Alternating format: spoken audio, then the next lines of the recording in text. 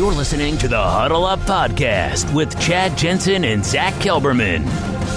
Join Broncos Country's deep divers at milehighhuddle.com and sound off. And now it's time to drop some knowledge. Welcome in, everybody, to the Huddle Up Podcast, presented, as always, by Mile High Huddle and 24/7 Sports. I'm your host, Chad Jensen. With me, as always, is your Denver Broncos reporter for 24/7 Sports. He is Zack Kelberman. Zack, it's been a busy week in Broncos country. A lot to talk about tonight. How you doing, man? I'm good. And first of all, Chad, I'd like to say welcome back. You've been sick. I'm glad to hear you're feeling better. Thank you very much. Feels good to be back. What can I say? Yeah, and the Broncos, speaking of them, they crammed a week's worth of free agent activity into Friday. What a day in Broncos country. Yep, and we're going to dive into every last bit of what's taken place at Dove Valley. But first, a couple of quick matters of business, you guys. Make sure you're following the show on Twitter at HuddleUpPod. Those of you who have done so, we really appreciate you. You've helped us get over the hump on Twitter. We're over 1,000 followers there now, which is great. It's a great step forward. It's a great milestone to hit. If you haven't taken the time, though, to follow the show on Twitter, take care of that. Also, leave your creative review, rate the show, give us a 5-star rating on iTunes, especially. If you're on Stitcher, it's very helpful, but iTunes especially, it's a great way to contribute to the show in your own way, help us grow, help us rise up the rankings, and reach new listeners. All right, so, Zach, there's been a lot cooking, as we've been talking about, and Friday was kind of a flashpoint day for the Denver Broncos, not only because they had to, basically they were delayed by a day or two introducing Joe Flacco, bringing in Kareem Jackson and Juwan James. They were delayed because of a massive snowstorm, so we finally got the chance to hear from Joe Flacco for the first time as a Bronco. Now, we're going to go through and, talk about all the different moves that were made on Friday. 3 different signings took place on Friday, but before we get to that, let's touch on some of the takeaways from the Joe Flacco press conference. And one thing that he brought up that was kind of interesting, Zach, is we've heard John Elway through last week really start using the verbiage of he's still in his prime. We still believe that he's in his prime, which has caused a lot of people to scoff, being that he's 34 years old. But here's why I don't fault John Elway for using that kind of verbiage, even though it's kind of increasing and raising expectations. The reason I don't fault him, Zach, is because if you think back, now far be it from me to compare the quarterbacking of Joe Flacco to Peyton Manning, but if you go back to 2012 when the Broncos had signed Peyton not long after he turns 36, okay, he goes on to produce 4 of the most prolific seasons in his NFL career. So for John Elway, who's, we all know, he loves kind of recapturing the magic and trying to duplicate what's worked in the past, his mindset is, I'm getting a guy still in his prime. Now he's in Denver, just like when Peyton came to Denver. We're going to help him. We have the pieces to take that next step forward. He is the tide that can raise all ships. But he came through, basically, Joe Flacco, and said it feels good to hear someone say that about him. Yeah, and that's what was going through my mind when I was watching that press conference, is that Elway, and we talked about this, chat at the Combine, we walked away, discussing this. Elway genuinely believes that they can compete right now with Joe Flacco. He doesn't think he's getting the broken down in his twilight Joe Flacco. He's getting a quarterback in his prime who won a Super Bowl and was the MVP. He actually believes that. That, or it's the most clever smokescreen of all time for a quarterback in the draft. But based on everything so far, 34 to him is a new 24. And if there's any position in the NFL that players can thrive in their late 30s, it is quarterbacks. And if he thinks that he's getting Peyton Manning 2.0 and Joe Flacco, either in age or talent level, he is deluding himself. If he's truly pinning all his hopes on Joe Flacco and foregoing a younger quarterback and not having a long-term plan, it's not going to turn out well for him. And that kind of brings up a point that I think we should mine this a little bit, because we've been talking a lot about how, okay, we can get behind the Flacco signing from the get-go if we know the Broncos are going to go hard for a long-term quarterback in the draft early. Well, I came out of that Friday press conference, not just the tonality of how they were saying things, but the actual content of what they were saying. I came out of that feeling like Elway's going all in. He's not going to spend the 10th overall pick on a quarterback who's going to warm the bench when, he could draft a difference maker out of the gates. Like, they're going to get a young quarterback in this draft. I no longer believe really that 10, who knows? My gut feeling is telling me quarterback is probably not going to be the pick at 10. It probably will pick round 2 because, again, Elway's a guy who likes to rekindle the things that have worked. What happened in 2012? Peyton Manning gets signed. Then he hedges his bet with a long-term young guy. Doesn't do it in the first round. He trades out of the first round, trades back into the second round. Doesn't even take a quarterback with his first pick in the second round. He takes Derek Wolfe. Then later on, whatever it was, 51, 53, something like that, he takes Brock Osweiler. Now, the Manning-Osweiler quarterback combo, that worked out pretty well for John Elway as far as a front office guy, looking at his resume, because even though Osweiler warmed the bench for 3 3/4 of those seasons he was a Bronco, he made a difference in helping the Broncos win the number 1 seed and thus get to the playoffs and thus win the Super Bowl in his own right. So I could see them, in other words, Zach, following a similar tact in 2019. You got Joe Flacco, another Super Bowl MVP quarterback. You'd still need a long-term guy to groom behind him in case things do go sideways. Like in the case of Peyton Manning, Zach, it was, we don't know exactly how his neck's going to hold up. Who knows, that one hit could totally ruin everything. So similar thing with Flacco. He's coming off a season somewhat marred by injury. He is 34. He's torn an ACL in the way back past. We need to hedge our bet. But I don't see that happen until round 2 at the soonest now. That's my gut. Yeah, let me just say that I like the Broncos' move so far. I like the plan that Elway's had, but he's so adverse to rebuilding, he won't even use that word. And he's going so far out of his way to avoid a rebuild that he's deluding himself. You have to have a young quarterback on the roster. I keep hammering this point, and I don't want to take away from that Flacco press conference because I actually like what Flacco had to say. He said he wants to prove himself. He still wants to come in. He wants to be carried out of the building. He wants to play that long, comparing himself to Tom Brady in that sense. There were parts of that press conference I liked, but we said the same things last year, Chad, after the Keenum press conference. Elway was saying the same platitudes. Keenum was saying the same things. So until they get on the field, and I'll say this again, they can hold all the press conferences they want. They can talk all the cliches they want. He's still 34, and he still has to prove that he's quote-unquote elite. Because unless he's elite, they're not going to be a playoff team consistently. They're not going to be a Super Bowl team. They're going to be a middling team. If they wait until the 3rd, 4th, 5th round to get a quarterback and they're pinning all of their hopes on Joe Flacco, I don't see how any level-headed Broncos fan can really get on board with that. I understand what you're saying. He definitely, the whole team, including Joe Flacco, has to get out on the grass and prove it, with their works, with their play. And I get that. But to me, and maybe this is the fan in me dating back to the 80s, this feels different. This feels more chest out, as far as John Elway, cock of the walk type thing. This to me feels much more of a confident, excited, can't believe we got this type thing. Similarly, not quite the same, obviously, but similarly to Peyton Manning in terms of how Elway feels and how he's presenting it in the public eye. With Keenum, it was a situation in which we were trying to put as much positive spin on it as possible because he was coming off a very impressive season. But I personally don't get the same feeling of energy, commitment, excitement emanating from Dove Valley last year as I do this year. This year it feels way more increased. It feels like it's much more imminent. And maybe a lot of that has to do also, Zach, with the fact that Vic Fangio is now part of the equation. Right. That's a far cry from Vance Joseph coming off 5-11. So there's that aspect of it too. But look at it this way. Joe Flacco, we can sit and compare, and we've talked about it on the podcast many, many times, that, if you're really boiling it down to brass tacks, Keenum and Flacco aren't too far off in terms of where they fall on the tiers. We talk about tier 1, tier 2, tier 3. They're not that far off. But I will say this, even having said that at least Joe Flacco, if you look at body of work, if you look at consistency, if you look at, check marks on the resume, Case Keenum can't hold a candle to Joe Flacco. He has been an established NFL starter in the for 11 years.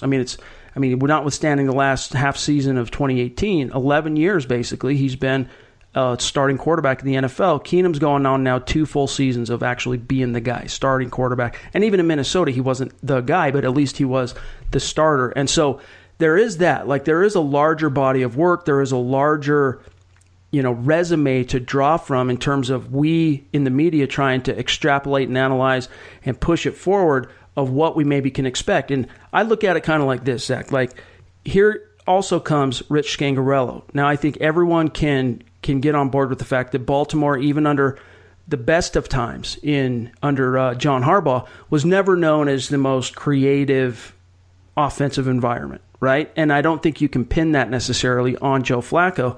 He comes to Denver. You got Rich Scangarello, who's coming from the Kyle Shanahan tree. And if he can get, let's just say Joe Flacco at age 34, if he can produce a season on par with a former undrafted rookie 1 year removed from not hearing his name called in the draft, and I'm talking about Nick Mullins, if he can produce a season in 2019 comparable to that, with his body of work and his level of experience and the pieces that are going to be in place for the Denver Broncos in 2019 with better coaching as well, I think you're going to see the Broncos win a lot of games. But again, going back to your point, it still has to shake out it has to come out in the wash. We have to see it happen on the grass. Yeah, I guess I'll be the bad guy here, and I'll look at it through a lens of a non-fan. I just think it's recency bias. There is a positive emanation of feeling from Dove Valley because they knocked out the coaching search to hit a home run with that with Vic Fangio and Mike Munchak and all that. They nailed their free agent signing so far, but Flacco was that critical piece, and I can buy into the fact they'll be better with him. I can buy into the fact that he's better than Case Keenum. And I think Broncos fans are so starved for a quarterback that they've talked themselves into Flacco being an upgrade on Keenum. I can buy into that. Maybe 8-8, 9-7. But I really I find it hard to believe they can be a championship team with 34, 35, 36-year-old Joe Flacco. To say he's in his prime, to me, Chad, I mean, Elway has his opinion. He's entitled to it. I just think it's a very far cry based on what we saw last year, not what we saw 10 years ago. Yeah.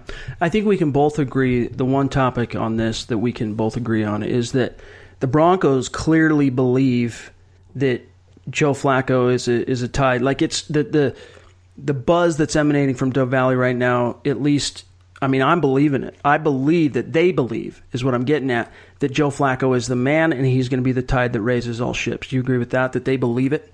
Yes. They've sold I knew that at the Combine. Yeah. Right. Friday really hammered home the point, but here's where we'll really know.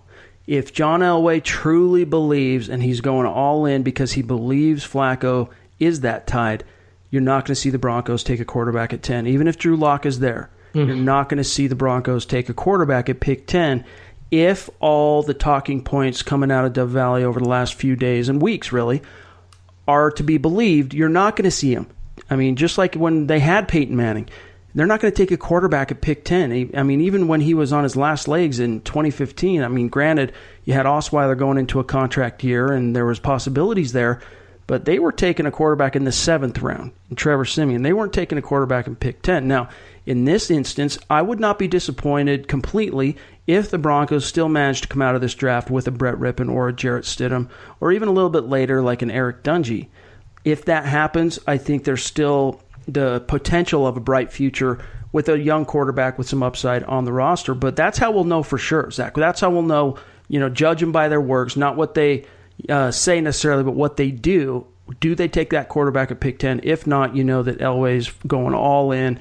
And it's time to, as a fan base, if that's what happens, try and get behind it, because that's how Elway has laid down his chips, so to speak, and it's hell or high water, I guess.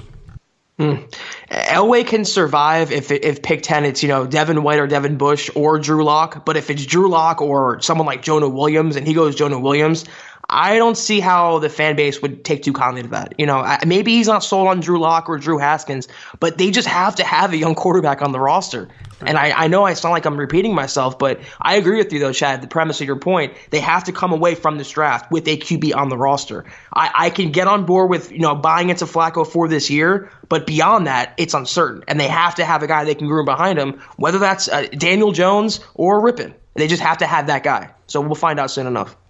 So let's move on and talk a little bit about, we heard from Kareem Jackson, we heard from Jawan James, nothing really earth-shattering in their respective remarks, but afterward, we did get a chance to hear from Fangio and Elway both, Elway talked a little bit regarding a direct question about Pick 10, and he kind of spun and basically just said that, look, I think our philosophy has always been to take care of the glaring holes, right, in free agency, like we've talked about on the podcast many times, so that we don't have to draft a need. We can draft a football player, to quote Elway, which to me is leading again back to the notion that it's probably not going to be a quarterback at pick 10. So there are going to be some options there, though, and if it doesn't end up being a quarterback, the Broncos have a really good shot at getting a true blue chipper, and there's a few, we've talked about it on the show a few times, there's there's a trio of players who are projected, or at least, depending on the board, top 5 type players that could fall, including Ed Oliver. I've even seen and heard buzz that there's a possibility Quinnen Williams could slip a little bit farther than was currently or was originally expected because of some of the need and the compulsion of NFL teams trying to get quarterbacks and edge rushers. And then, the linebackers. There was a great podcast over the weekend, I think it was Friday actually, that Building the Broncos dropped comparing the Devons, breaking down Devin White and Devin Bush. I wouldn't be disappointed with either one of those players, actually, at pick 10, so long as the Broncos get a quarterback early. And not just any quarterback, but if, you're probably not... I could even live with Daniel Jones in round 2. But if it's a guy like Daniel Jones, Brett Rippon, or Jarrett Stidham in round 2, I could live with that, especially if your first-round pick turned out to be Ed Oliver, who's a freaking difference maker and a half, or Devin White, Devin Bush, someone like that. Yeah, you give me Devin White in the first and Stidham in the second, I'll sign up for that any day of the week. But it has to be that at minimum. And the Broncos are pretty much guaranteed to land a blue chipper based on where they are right now. I think you're right. The quarterback derby is going to push some players to the Broncos board. And they can get Devin White. That's a difference maker. That's a day one starter. I would not turn my nose up to that. But if Drew Lock's there or Dwayne Haskins is there and, White's off the board or whatever, you got to think long and hard about securing your quarterback of the future. It's all dependent on how they interview, though, the pro days. There's still a lot to be played out, though. But to me, I agree with you, Chad. Round 1, round 2, at the latest, got to have that QB. We still have a lot to get to. We're going to talk about the signings that took place on Friday, including the re-signings. And then we'll get to one or two of your Twitter questions in the Mile High mailbag. But first, we got to take a quick break. We'll be right back. This is the Overtime Podcast Network. All right, Zach. So, against all odds, the Denver Broncos made another... Elway was moving some mountains, and we've seen now thrice, how Fangio has served as a kind of recruiting lightning rod for defensive players. First, it was Kareem Jackson landing him. He talked a big time about Fangio being a deciding factor. And then Bryce Callahan. Now, it's kind of interesting, and I tweeted about this, but I was one of the guys, at least on our podcast, I'm the one talking about Kareem Jackson. You're the guy pushing forward Bryce Callahan. I don't think either one of us really expected the Broncos to land both of them, and yet here we are 1 week into free agency. That's exactly what happened. Your thoughts on the Bryce Callahan signing? 3 years, what was it, $21 million, I think? Yeah, it's pretty much fair market value, and I'm kind of tentative because he's coming off that foot injury. But as long as he got the green light and his medicals check out, you're adding one of the best slot corners in the NFL to your defense under one of the best defensive play callers with Chris Harris Jr. already there. This secondary is quickly becoming a strength, and it was a weakness last year. The Jackson signing, I didn't see them together because they view Jackson as a safety corner hybrid. So they're kind of getting 2 players in one, and I didn't really consider that. I wanted Adrian Amos, and they didn't really make a final push for him, Chad, based on what we heard. So they kind of viewed, I think, Jackson more in that dual role. But Callahan, Jackson, sign me up for that. Justin Simmons, Will Parks. The Broncos have no fly zone 2.0, and that's one thing from this offseason to be very, very excited about. Yeah, the Denver Broncos went from the cornerback position just being a massive question mark, glaring hole. You had Chris Harris Jr., a little bit of optimism in Isaac Yiadom, and then just off a cliff.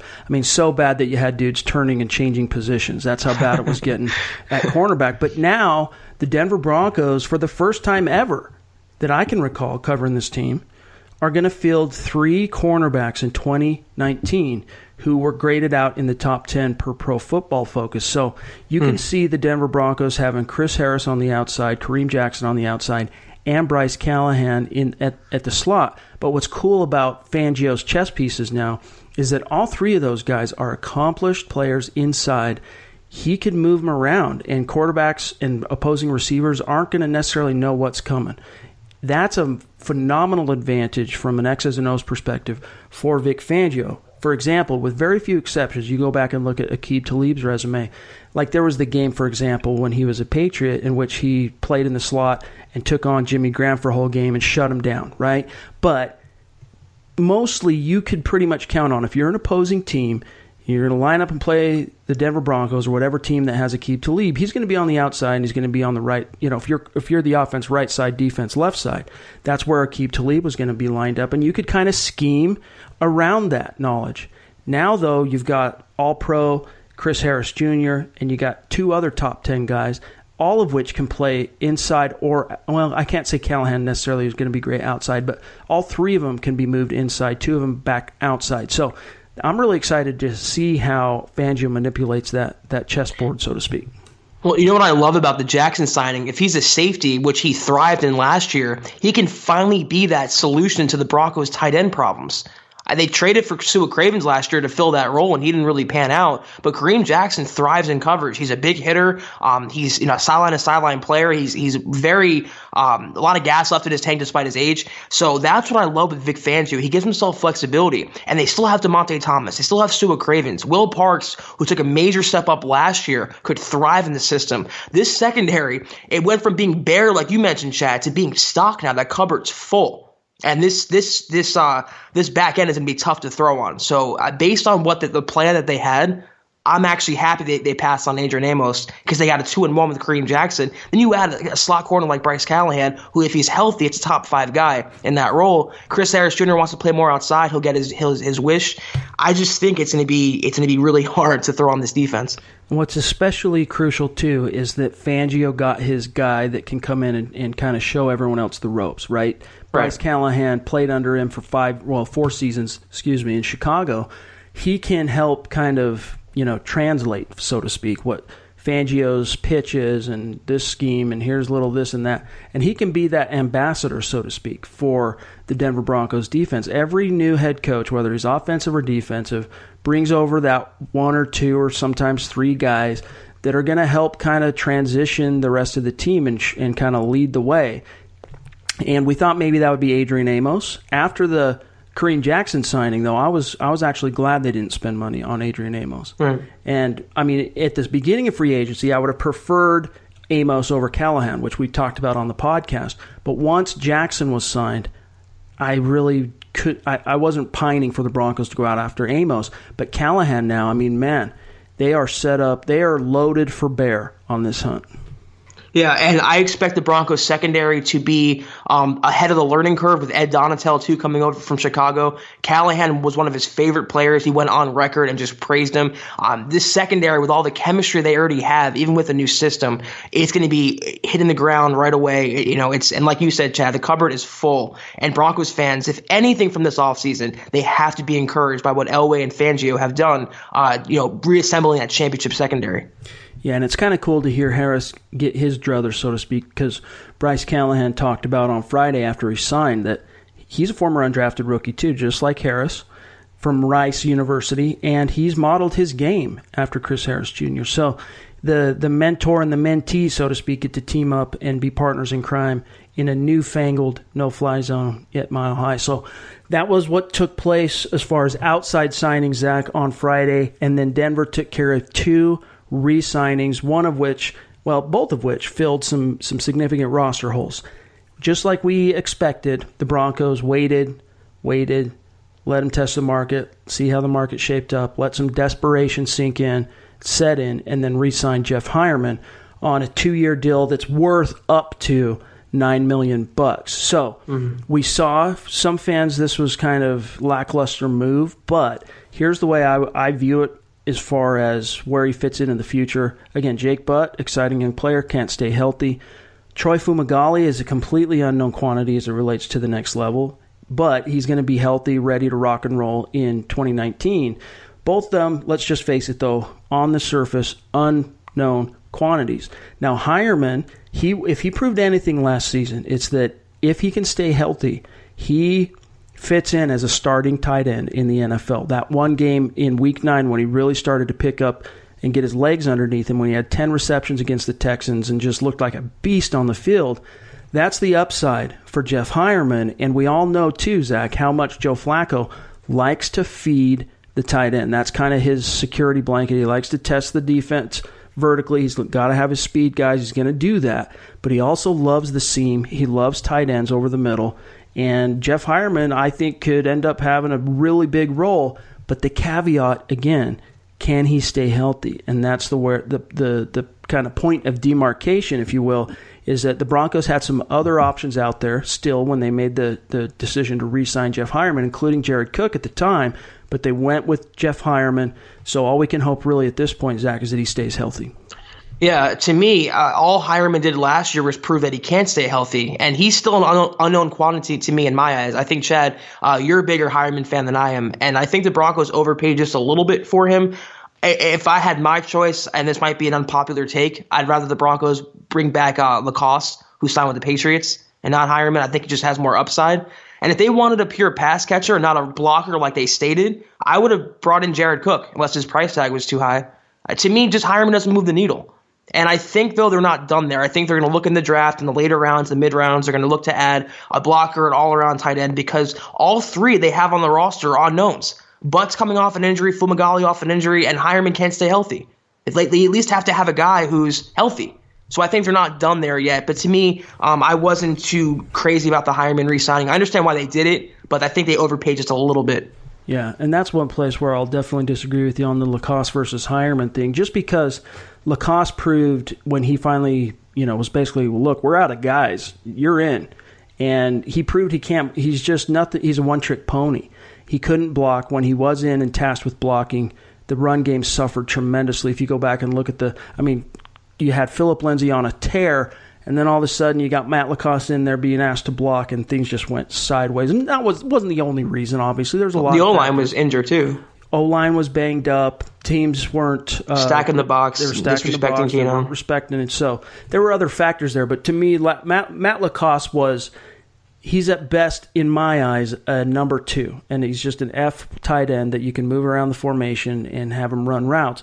And it's not that Jeff Heuerman's some great blocker, because if you compare him to Virgil Green, for example, he doesn't hold a candle. But he did learn from Virgil Green on how to block. And he is immediately, once he was re-signed, the best blocking tight end on the roster. So we know that Rich Scangarello, he's going to run the ball. He's going to implement the stretch or the zone scheme, inside, outside zone.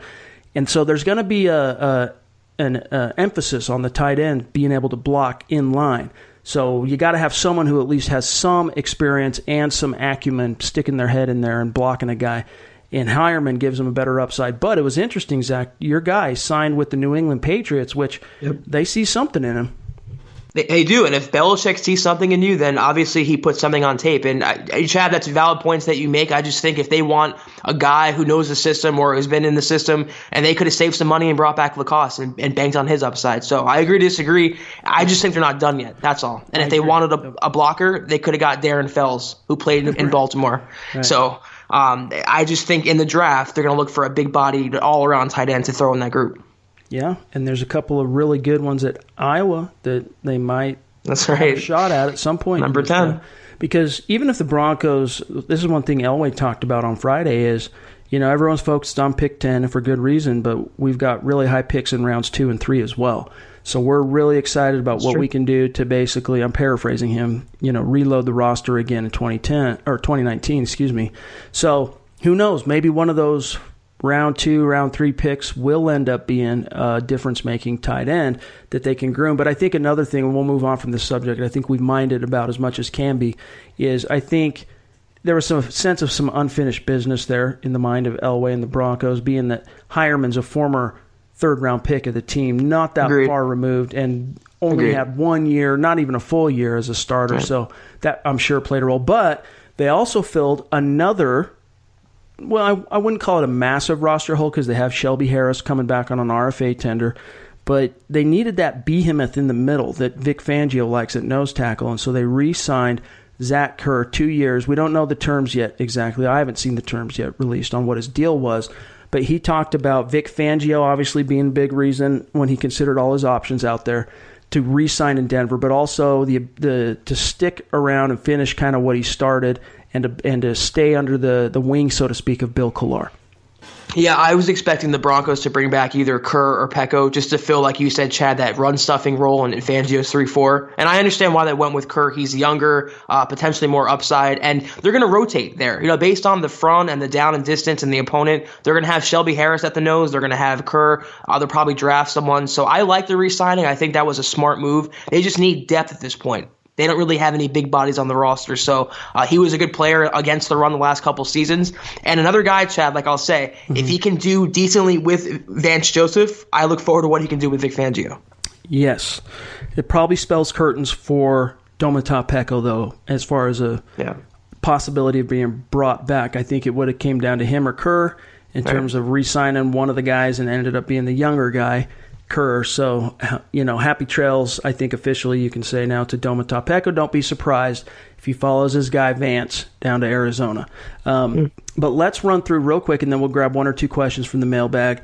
What departures the Broncos have suffered over the last week. Most of you know these, but just for the sake of being thorough, Zach, I'll run through these and give me a quick take on each one. Matt Paradis, of course.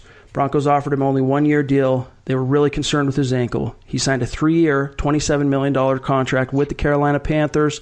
He's gone. I'm really torn on this one, Chad, because he fell way short of his goal of becoming the NFL's richest center, and I think $9 million a year was doable for him. But if Elway, he mentioned at the Combine, we looked at each other when he said that about his ankle. We said it's not that serious. It was just a fibula fracture, but maybe tests showed there's something worse there, maybe long-term ligament damage. They have their apprehension, and I understand why they moved on. They can save some money with McGovern, who looked pretty good in that role. I just was a big Paradis fan, and I'm happy he got his payday because I think he's deserved it with what he's done so far. They also lost Bradley Roby, kind of like two ships passing in the night. You had Kareem Jackson going to Denver, while Roby signed a 1-year deal, $10 million, with the Houston Texans, and he's said publicly since he very much recognizes it's a kind of prove-it type of deal, and he wants to still be able to cash in on the open market while he's still young next year. Yeah, and he also said the Broncos didn't want him, and he sounded like he had some hurt feelings that they wanted Kareem Jackson. But, he didn't perform well last year, and they had an upgrade there. I think he did pretty well for himself, though, getting $10 million for a 1-year deal. He'll hit the open market next offseason, can get cashed in on a multi-year deal. And happy trails. He was, decent in Denver, but it's time to move on. Billy Turner, this one kind of broke my heart, signed a 4-year, $28 million deal with the Green Bay Packers. We do know the Broncos tried to bring Turner back, but when the price tag skyrocketed, Elway just pumped the brakes and let him go. I think it was either Turner and Valdir or Juwan James. And if it came down to that, I'll take Juwan James. The Packers are paying Turner like a starter. And I don't really know, based on what I saw him in Miami, if he's starting material. Great swing lineman, but for that money, I can see why the Broncos moved on. Max Garcia, former fourth-round pick of the Broncos in 2015. Max Garcia followed our boy Vance Joseph down to Arizona. 1-year deal worth up to $3 million, which I think was generous because he is coming off an ACL, and it was suffered about halfway-ish through the season. So he's no guarantee to be available week 1, but I think that's his former head coach looking out for him a little bit. Plus former line coach Sean Kugler, who holds the same position with the Cardinals now. Yeah, I mean, it's a good landing spot for Garcia, but I don't think any Broncos fan is missing him. We already talked about Matt Lacoste, but he got a 2-year, $2.8 million deal. So it's not exactly bringing home the bacon, but it still is a massive raise over what he's earned as a kind of bubble guy. He even talked about after the fact that he's always been the 53rd guy on the roster throughout his NFL career. And even though the Patriots gave him a little dough, there's no guarantee that being the 53 guy is going to change, because the Patriots are very known for signing people in the offseason on these under-the-radar type of deals, and then you're going through the transaction wire on September 1 or whatever, and they're cutting people they just signed. So hopefully he can get there, though, and hang and prove some worth for Tom Brady. Yeah, there's no guarantee he's going to make the roster, but I thought it was a nice little payday for a guy who wasn't even on an active roster until last season. Yep. And he looks and sounds like someone who would thrive with the Patriots, doesn't he? Matt Lacoste, he just sounds like a Belichick guy. So I could see him actually carving out a nice little role there, especially with Gronk, future always up in the air. Now this one hurts. This is the last one, and then we're going to jump to a mailbag. A couple questions, but Shaq Barrett is gone. Signed that 1-year deal, $5 million with the Tampa Bay Buccaneers. We know he was in search of a starting opportunity and hopefully the security of a multi-year deal. He got one. He didn't get the other, but if he can go down there as a starter and make some hay, there's going to be money for him waiting again in a year. I hate to lose Shaq, but I'm so happy for him because he deserved a shot to start. It was never going to happen in Denver with Miller and Chubb, but he would thrive there. I believe Todd Bowles is the new defensive coordinator in Tampa with Bruce Arians, and I think that's a great landing spot for Shaq. I wouldn't be surprised if he plays himself into a long-term deal. Absolutely. All right, so we're going a little bit long here, but we feel like you guys deserve it after we missed one day last week. So we're going to dive into a couple questions in the mailbag, but first we'll take a quick break. We'll be right back. This is the Overtime Podcast Network. All right, so it is that time of the week where we take a peek inside the Mile High mailbag, Twitter style, because Zach and I are your football priests, and we pride ourselves on being able to offer you the absolution and answers to your burning Broncos questions. And this one comes from Jacob on Twitter at BroncoGuy781, Zach. His question is, if we traded for Darren Lee, that's the Jets linebacker, former first-round pick out of Ohio State, if we traded for Lee, would linebacker still be on the table early in the draft, or would the Broncos shoot for a day 2 guy like Jermaine Pratt from NC State?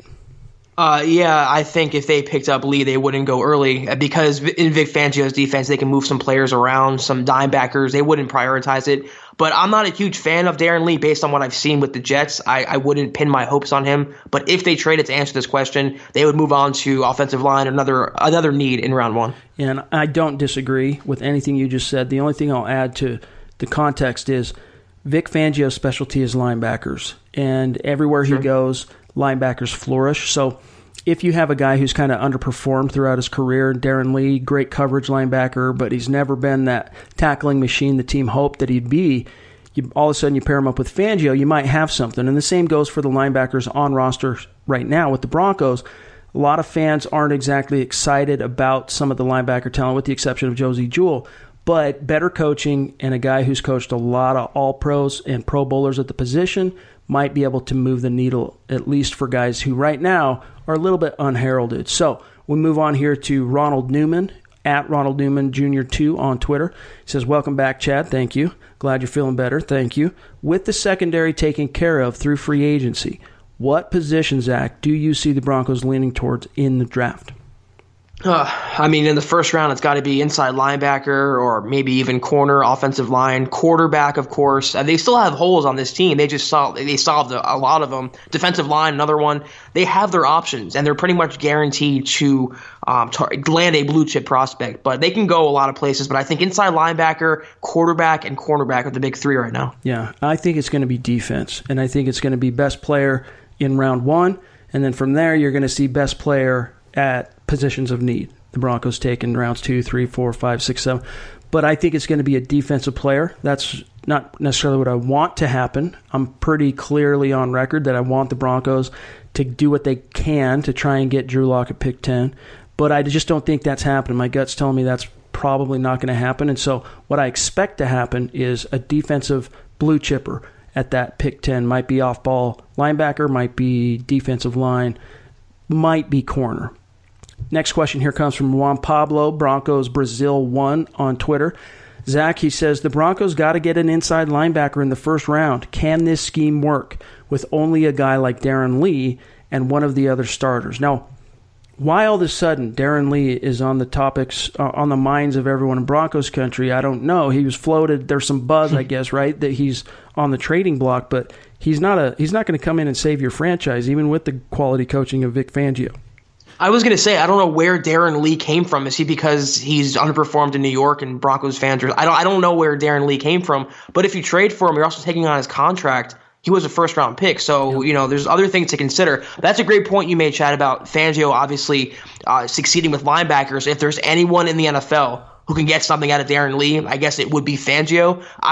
If given a choice, give me Devin Bush or Devin White instead of Darren Lee. I agree.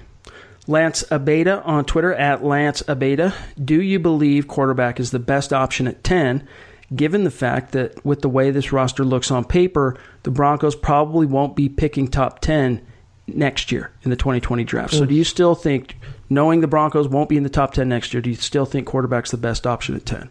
I mean, we don't know that for sure, though. What if Flacco snaps his ACL again? I mean, anything can happen. But, to answer the question, you gotta. To me, Chad, I'm on board with you. You have to think long and hard. If Locke's there or Haskins is there at 10, you have to think long and hard. It's just going to come down to if Elway is that confident in Flacco, or if he likes someone in the later rounds, or if he likes who else is on the board.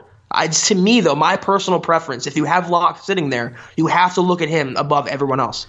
Amen. Next one here comes from Sean Edwards on Twitter, at SeanEd, and then a long series of numbers.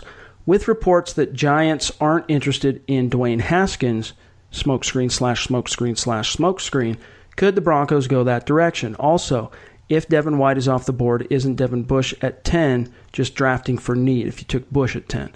So, do we trade back? Who would be an ideal partner so that we can draft Bush? You guys make my drive to work great. Thanks. Appreciate you, Sean. Your answer for Mr. Edwards.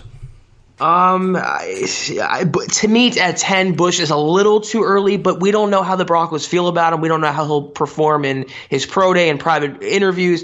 If they need an inside linebacker and he's the best available player, they will take him. But the question was correct in the sense that they're not going to reach for a player. They're not going to draft for need at all. Whether that's an inside linebacker or anybody else, they're going to get the best player on their board.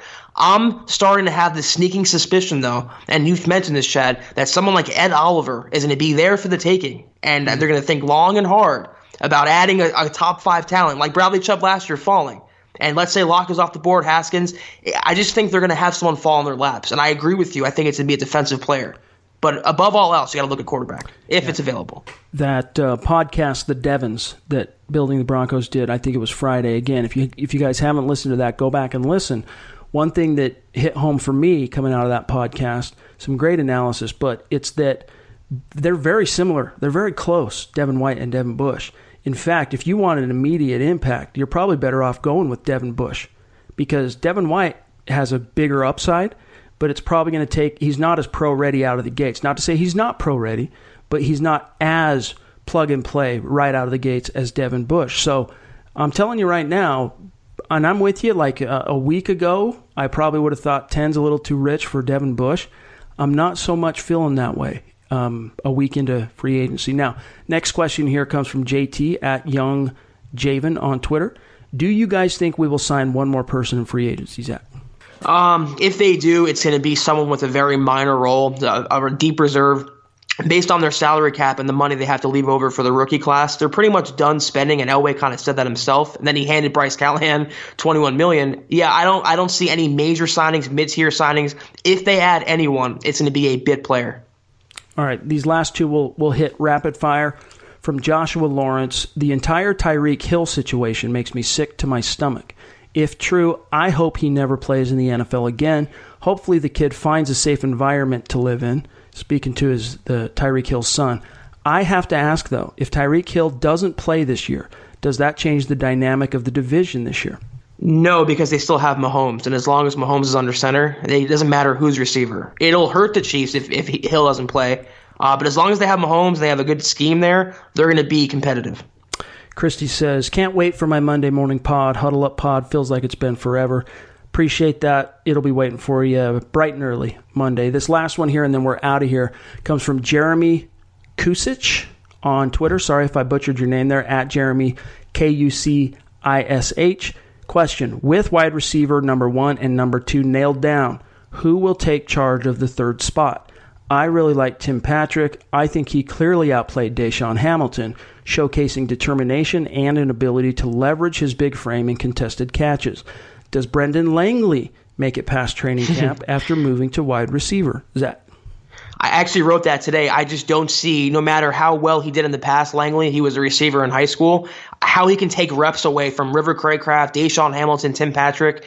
And to answer the question, though, I think Hamilton right now should be the leader. And this is assuming they don't add anyone in the draft. So you have Sanders on the outside, Sutton on the outside. Then you have the battle for number 3. I think right now Hamilton's in the lead. But I agree that Tim Patrick came on well last year, and I'm also a big fan of his. So it's going to be a good competition there. I mean, Tim Patrick outplayed Cortland Sutton down the stretch. That's right. And the problem is you're talking about wide receiver 3 on the field. You need that player to be very high in ability in the slot. Great route runner, great feel for holes in the coverage.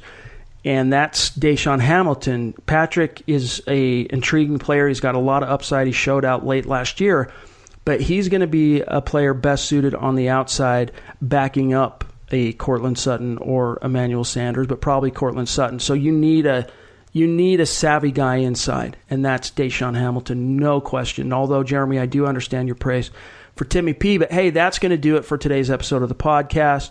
Make sure you're following the show on Twitter at HuddleUpPod. You can find my partner, Zack Kelberman, at Kelberman247, myself at Chad and Jensen. We will be back Tuesday with another fresh episode of the podcast. We'll see what happens on Monday. In the meantime, make sure you're following the show and you're leaving that creative review. We'll talk to you soon. For Zack Kelberman, I'm Chad Jensen. You've been listening to the Huddle Up Podcast. Join Broncos Country's deep divers at milehighhuddle.com to keep the conversation going.